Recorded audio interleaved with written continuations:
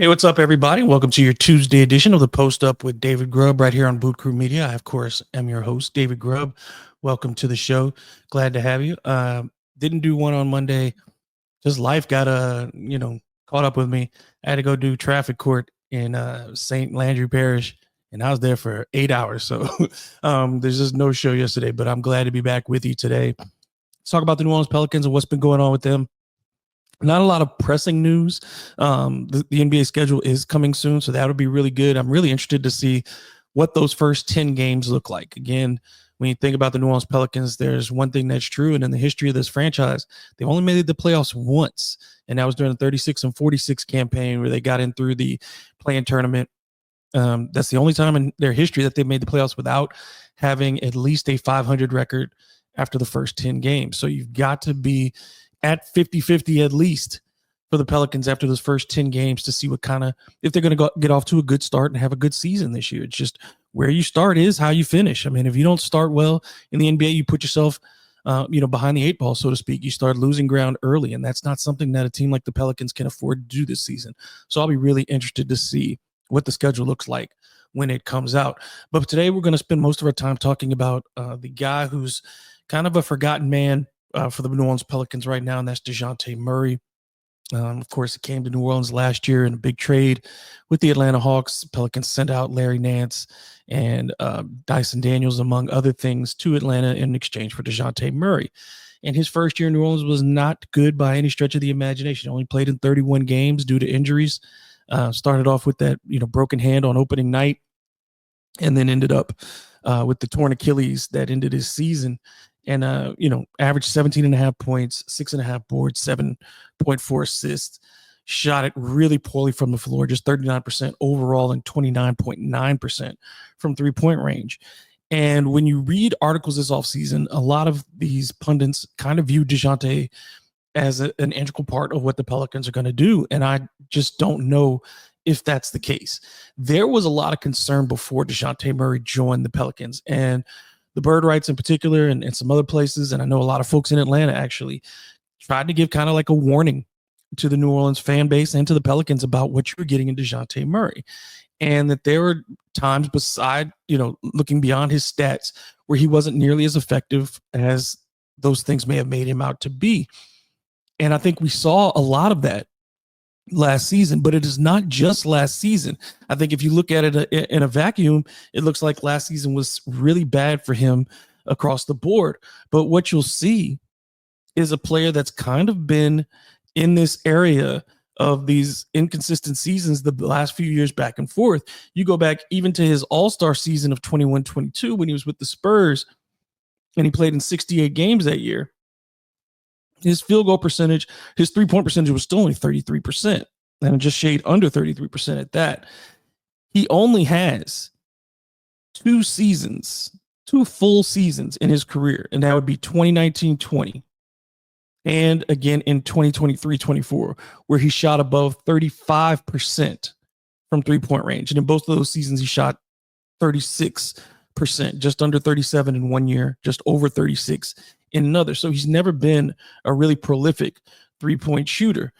His field goal percentage has gone down overall the last few seasons. His effective field goal percentage has gone down, it was a significant drop last season.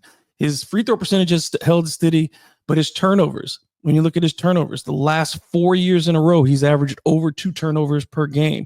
That was not the first 4 years under 2 turnovers per game. In particular, you look at his assist numbers. Only twice in his career has Dejounte Murray averaged more than 7 assists a game. One was last year, and the other was the All-Star year with San Antonio.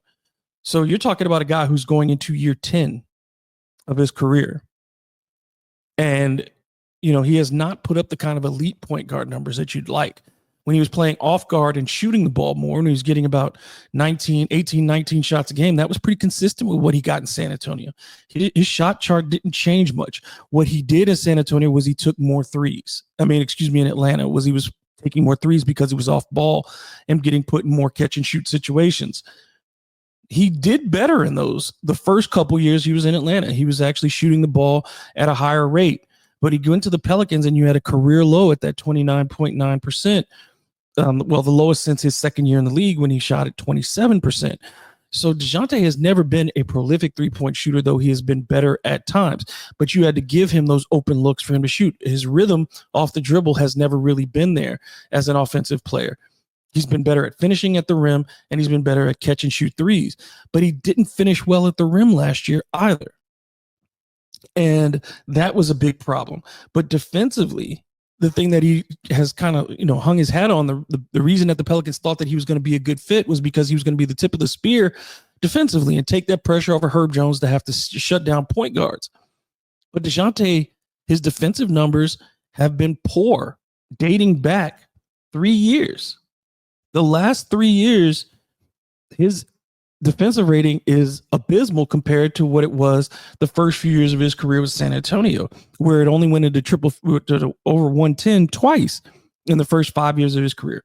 The last 3 years, it's been no lower than 116. He has slipped in the in all the defensive metrics, whether it's been in stopping the basketball, whether it's been field goal percentage allowed by his opponents, all those types of things. His steal numbers have stayed high because he takes a lot of risks. He can get steals. He does have long arms and athleticism to get steals, but getting steals doesn't make you a great defender. It just makes you an opportunistic one. And the problem in the half court was opposing guards were able to get to the rim with pretty much a lot of ease against Dejounte Murray. He did not provide a lot of resistance, and that alone compromised the Pelicans' defense. When you are able to attack downhill with your point guard and collapse the defense, as teams were able to do against the Pelicans, then what do? You open up shots on the perimeter for rotating defenders, you open up cuts to the basket, and you open up easy second shot opportunities when that guard gets in and shoots a floater or a mid-range jumper. You're opening up those offensive glass opportunities because you're now scrambling instead of boxing out well. So the Pelicans were compromised a lot when Dejounte was on the floor, and you didn't see the kind of on-court leadership that you thought you were getting. The team needed very much for their point guard to be a vocal leader, to be the person who took control of this team. And in the 31 games that Dejounte Murray was on the floor, there were rare opportunities or rare instances where he felt like the leader of the team. And those were too far and few between. And I feel like ultimately the downfall of the Dejounte Murray era, if that's the case, if he cannot rebound, if he is traded, and I think that the trade is probably the most likely thing, is I think the Pelicans have to move on without him. He just doesn't fit the direction that the franchise wants to go in my opinion. But if he does stay at the contract level that he's at, knowing the Pelicans owe him $31 million this season, they owe him $34 million next season, and $32 million a season after that, which is a player option, which if you're Dejounte Murray, you're going to exercise that player option because I don't know how many teams are going to pay him $32 million 3 years from now. But if that's the case, how do you maximize what you're getting out of a player who seems to be in decline? Especially when you need a couple of things. You need to play at a high tempo. He didn't do that last season. He didn't create great tempo for the Pelicans. You need to be able to defend. He didn't really do that last season.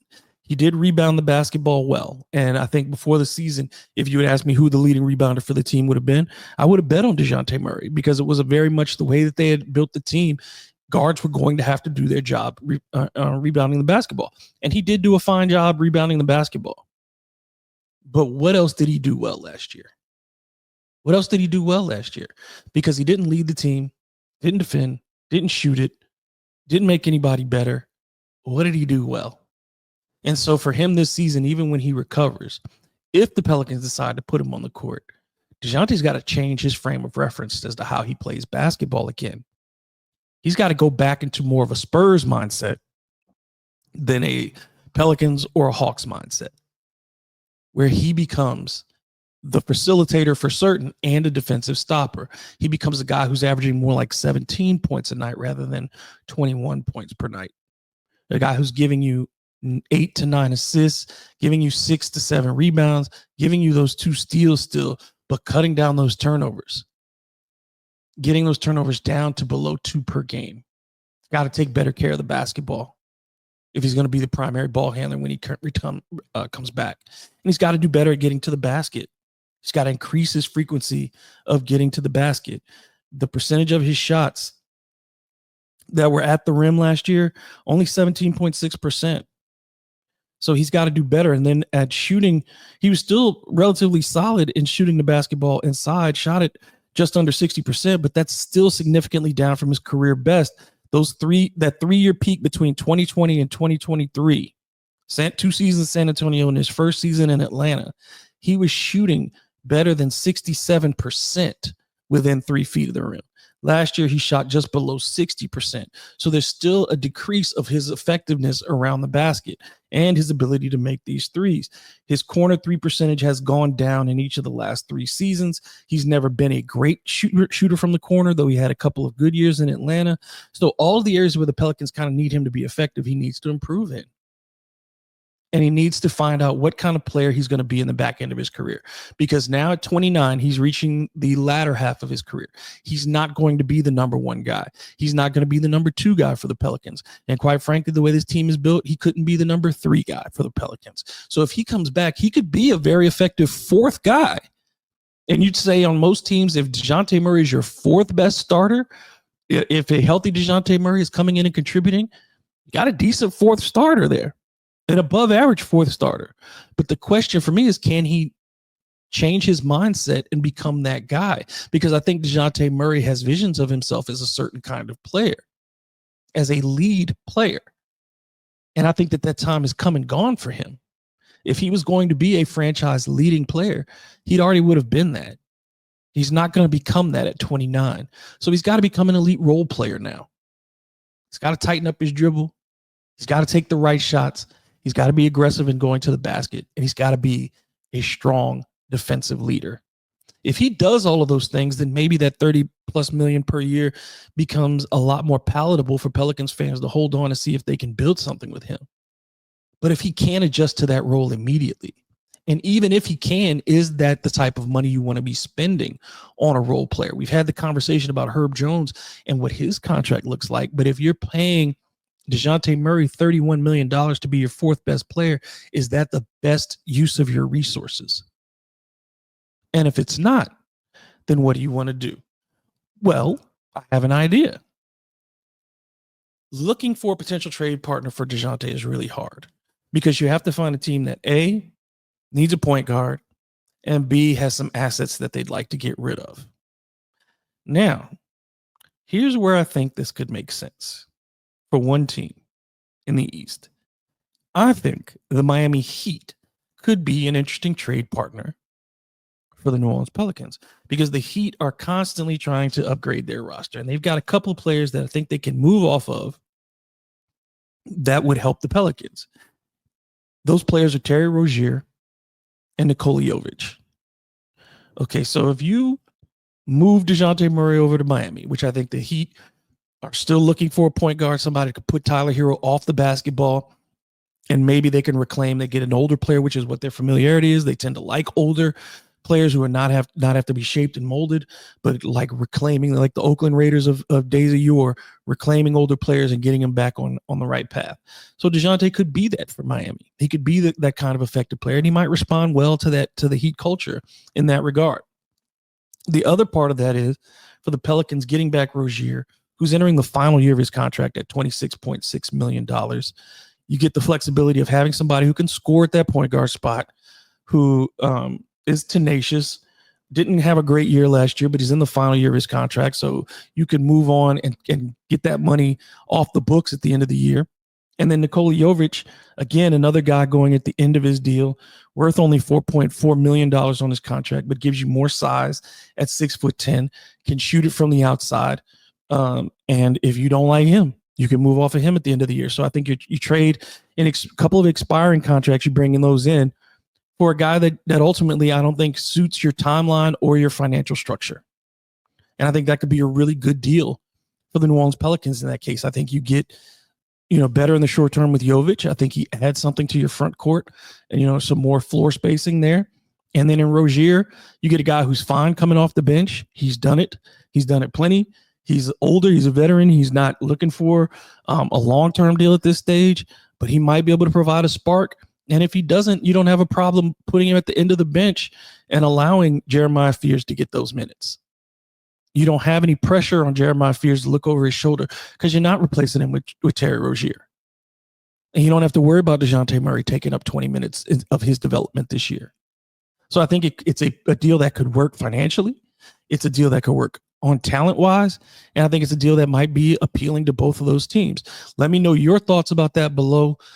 If there are any other potential partners. I thought about the Clippers for a minute, but I think it would take some disastrous things for the Clippers to become interested in Dejounte Murray. They'd have to become a little bit more desperate, but I think Miami, could take that risk because they're a team that knows that they don't necessarily have to win 45 games in the East to be in a good playoff position. And a guy like Dejounte, if he comes along at the end of the second half of the season and he plays well, he could have an impact on them, potentially making the playoffs. And I think both of those trades, would make those teams better for their potential playoff runs. The Pelicans did make some news, changing their staff up a bit and adding former Syracuse assistant Mike Hopkins. Mike Hopkins has familiarity with the front office of the New Orleans Pelicans. What they're doing is they're bringing him in as an assistant coach and the head of player development. He did work for the Phoenix Suns. He before that was with the Washington Huskies, college basketball. He'd been at Syracuse from 1995 to 2017. He played at Syracuse under Jim Boeheim, and he's been credited for having a lot of the player development success that Syracuse had over all those years, and certainly in some players now. So when you look at this guy, Hopkins is they need someone to come in and develop these two young players in Derek Queen and Jeremiah Fears. The franchise, the future of it has been placed on these two players. Development is something that fans have been concerned about. And are these players getting better quickly enough? Do you have a plan? This is good news in the sense that the Pelicans have a plan and they have a person in charge of that plan to come in and make sure that these players are developing and getting better as the year goes on, and hopefully that they're ready to contribute sooner rather than later. So I have to give the Pelicans credit. They've gotten a highly respected name in this business, somebody who they're familiar with as well. Somebody who's worked with Troy Weaver when Troy Weaver was at Syracuse.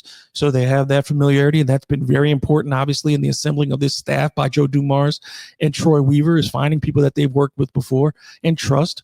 So certainly they have that. And you have, again, the impact not only on your first-year players, but for a guy like Trey Murphy who's looking for a breakout this season, how do you get him to the next level?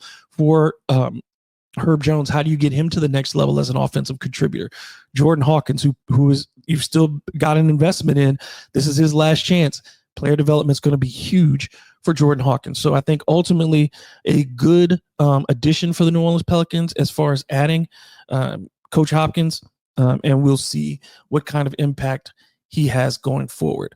Finally, just for the New Orleans Pelicans, it's just been, since the comments about the team possibly moving, and then you've seen some pushback, whether it's been from Kendrick Perkins, whether it's been from Pelicans fans, whether it's been from a lot of different sources. People have been talking about that, and Kendrick has gone on to continue to praise the Pelicans. He had high praise for Zion Williamson and said he's heard good things about Zion this offseason. He's talked about the direction of the Pelicans, and what's interesting is you juxtapose that to how the rest of the media seems to feel about the New Orleans Pelicans. ESPN just did it's tier rankings again of where teams are, and the Pelicans were put in a tier of basically what are they playing for this year, that there's no clear direction. And I would say the Pelicans have chosen a direction, but does their roster match the direction that they've chosen? I think that's a far more fair question. But the Pelicans' intent is to compete for the playoffs. Joe Dumars has said that unequivocally, and I think that he's tried to build a roster that's going to do that. There are some holes in this roster, and I think we can see them, that you'd still like to have some more shooting on the perimeter. You'd still like to have some more size on the interior. This team does have some holes. You don't know how the offense is going to work. That's a mystery and a work in progress. So there are a lot of questions, but I think the Pelicans have a path. It can be changed again if Zion Williamson doesn't play well, if there are injuries again, if Willie Green ultimately is not the coach for this team. There are changes, but does that change the direction? Because it doesn't feel like Joe Dumars wants to do a full rebuild. And unless that changes, then the direction of the Pelicans is set. They are choosing to build a playoff caliber team around Zion Williamson. And hopefully the two young players they drafted this year are going to be mainstays of the organization so that they are not perpetually drafting in the lottery year after year. That's the goal. Whether it works or not, that's what we have seasons for, to find out if that plan works. If it does, again, we'll give Joe Dumars and Troy Weaver all the credit. We'll give Gail Benson the credit for finding Joe and bringing him to New Orleans. If it doesn't work, we will analyze why and try to figure out what's going on. But we don't have any control over that. So we just want to see, again, good basketball. So as we look forward to the release of the schedule, when that does happen, we'll talk about that and what its potential impact is for the Pelicans. When we get to, we'll see what that final roster spot that still sits open, what the Pelicans are going to do with that. And it still just looks like, with the two-way signings that they've made, you still just seem to wonder, why did you let go of Antonio Reeves? Because it seems like the players that they're getting in exchange are guys who kind of do the same thing. They're looking for scoring wings. And you had a guy on the roster already who could do those things. So you're adding all these two-way players. And Antonio Reeves went and signed a two-way deal with Charlotte. It just feels like you could have made this work. Now, one of these other guys that they brought in might work. They might come in and Bryce McGowan might be the guy or Jared Springer might be the guy. And they might come in and be the young guard that the Pelicans, the young wing that the Pelicans have been looking for. Might be. But in the short term, it just feels like you could have kept Antonio Reeves for a lot less trouble. So we'll see what happens there. All right, that's going to do it for today. I'll be back on Thursday, and I'll do Friday as well to make up for Monday's missed show. So make sure you join me for that. Make sure you hit the like button, subscribe, share, and hit the notification bell so you don't miss anything on Boot Crew Media. You can follow me on social media at DM Grub on Instagram and Twitter. You can also find me on Blue Sky and TikTok. Until the next time, this has been the Post Up with David Grubb right here on Boot Crew Media. I'm David Grubb, you're you, and I will talk to you again on Thursday. Have a great one.